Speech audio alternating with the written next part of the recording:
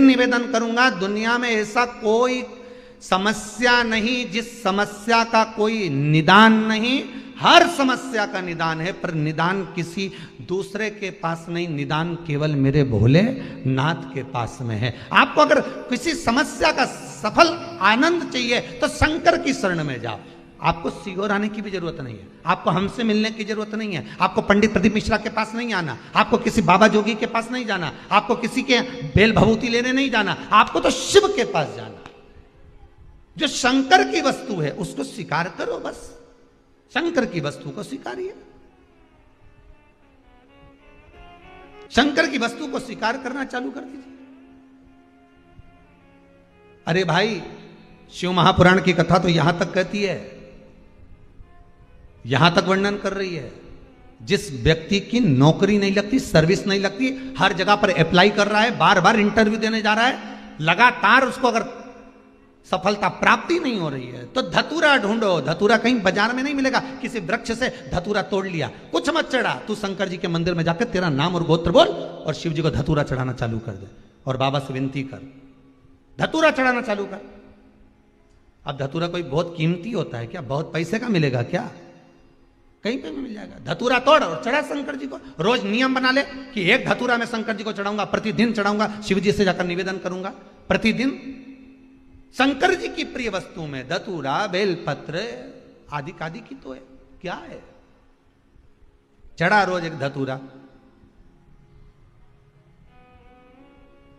फिर वही धतूरा जिसकी यहां तू इंटरव्यू देने जा रहा है उसी के सिर पे चढ़ गया। जो तूने शिव जी के चढ़ाया वही धतूरा वहां चढ़ा है, तो क्यों चिंता करता है?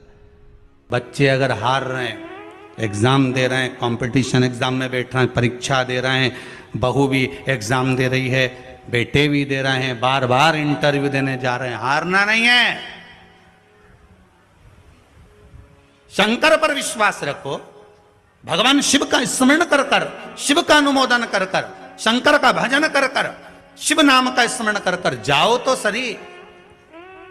सबसे ज्यादा खुशी इस बात की है आज के पर्चों में कि इसमें जितने पर्चे हैं, इसमें सबसे ज्यादा पर्चे इस बात के हैं कि मेरे बच्चों की सरकारी नौकरी लग गई, जॉब लग गई, ये लग गया, वो लग गया। सबसे ज्यादा खुशी इस बात की। और फिर निवेदन करूंगा, ये पर्चे हमारे जाने के बाद यहीं रहते हैं, आप भी पढ़ लिया करो। हम थोड़े बहुत नहीं पढ़ पाते हो तो आप पढ़ लेना, पढ़ लिया। खुशी इस बात की है, हिम्मत ना हारिएगा। हारिया ना हिम्मत, विसारिया ना राम। शंकर का अनुमोदन करते जाओ, शिव का स्मरण करते जाओ, भगवान की भक्ति को धारण करते जाओ, आगे बढ़ते जाओ। एक बात याद रखना, अगर किसी एग्जाम में बैठ रहे हो, बहुत बार बैठ चुके हो, नहीं हो रहा, तो कच्चे दूध में थोड़ी सी काली मिर्च को पीस कर डाल लीजिए। फिर काली मिर्च आ गई, ध्यान रखना। कच्चे दूध में थोड़ी सी काली मिर्ची को पीस कर डाल लीजिए। महाराज, थोड़ा सा कच्चा दूध बेलपत्री के पेड़ के नीचे समर्पित कर दीजिए, अपना नाम और गोत्र बोलकर। थोड़ा सा कच्चा दूध उसी में से शंकर भगवान को चढ़ा दीजिए। फिर एक कलश जल का साथ लेकर जाइए, जो शंकर भगवान पर जल चढ़ा कर आइए। फिर जिस एग्जाम में जा रहे हो उसमें आप चले जाइए, बाबा आपको सफलता प्रदान करेगा ही, ये पक्का। काली मिर्च शत्रुओं का नाश करती है, आपको बल प्रदान करती है कि आप जिस परीक्षा में बैठने जा रहे हो, आप जिस जगह पर भगवान का अनुमोदन करने जा रहे हो, आप जिस जगह पर कंपटीशन एग्जाम में बैठने जा रहे हो, वहां सफलता देगी वो आपको। अगर कहीं भटक भी गए, हट भी गए, तो वो सफलता देगी।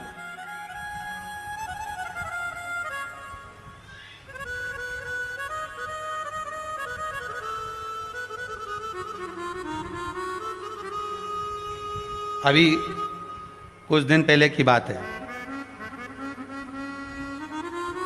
आगरा के अग्रवाल जी का बेटा, उनकी बहन ने फोन करा था कि गुरुजी से इतना बोल दो कि हमारा भाई वो कौन बनेगा, करोड़पति में जाना है, उसका नाम आना चाहिए और बिल्कुल बस पहुंच जाना चाहिए। तो आशीष जी ने खबर करी कि गुरुजी वो बच्चे का सब दूर हो गया और अब वो बिल्कुल, वो कौन सी सीट होती है, हाँ बस समझ जाओ, क्योंकि हमारे को तो एक ही सीट मालूम है व्यास गाड़ी, तो उस सीट पर वो बैठेगा। गुरुजी उसका सब दूर हो गया, बस वो वहां तक पहुंच जाए, क्योंकि अब आखिरी है, उसमें भी बहुत सारे रहते हैं, उसमें तुरंत बस उसका आना चाहिए। तो आशीष बोले, हमने कहा बाबा का नाम लेकर जाएं, होगा क्यों ना होगा, पर वहां तक तो पहुंच जाएगा वो। उसके बाद तो आशीष जी ने उनकी बहन को फोन कर कर कहा कि गुरुजी बोल रहे हैं वहां तक तो पहुंच जाएगा। उसके बाद तो कहा, उसके बाद तो मेरा भाई बड़ा, अब चिंता मत करो, बस वहां तक पहुंचा दो। उसके तो हमने कहा आशीष बस बता दो, शिव जी का स्मरण करो, पहुंचो। पहुंच गए।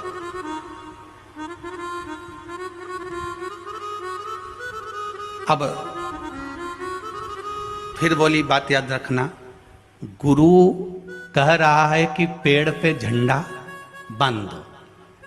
गुरु जी ने ऊपर चढ़ा दिया। उतरते समय उतरता गया, उतरता गया, उतरता गया, केवल 4 फीट की ऊंचाई बची थी। तो गुरु जी ने कहा वहां पांव रख ले, मां कोटर पकड़ ले, मां हाथ रख ले। चेले को गुस्सा आ गया, बताओ मैं इतनी ऊपर से नीचे तक उतरा तो गुरुजी एक शब्द नहीं बोला और अपने आप को गुरु पद दिखाने लगे। नीचे आ गया, नीचे उतरा तो गुस्से में ला लोगे। गुरुजी ने पूछा बेटा आराम से उतर गया? हाँ गुरुजी, पर आपकी ये बात बहुत गलत लगी मुझे। कौन सी?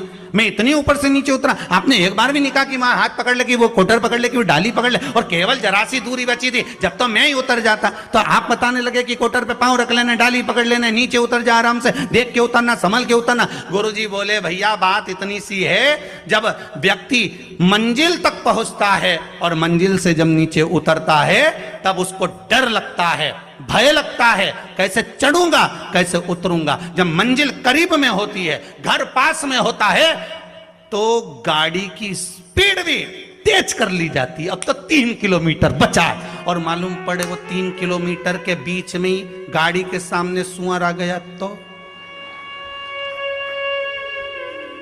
विचार करिएगा जरा, बहुत सोचने वाली बात है।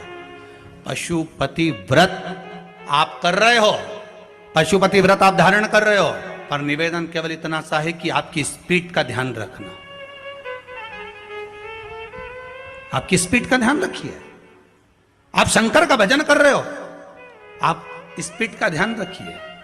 कहीं हमारे व्रत में, हमारी पूजन में, हमारे भगवान की भक्ति में कहीं अहंकार तो नहीं आ गया? वो स्पीड देखना पड़ेगी। अहंकार तो नहीं आ गया, अभिमान तो नहीं आ गया?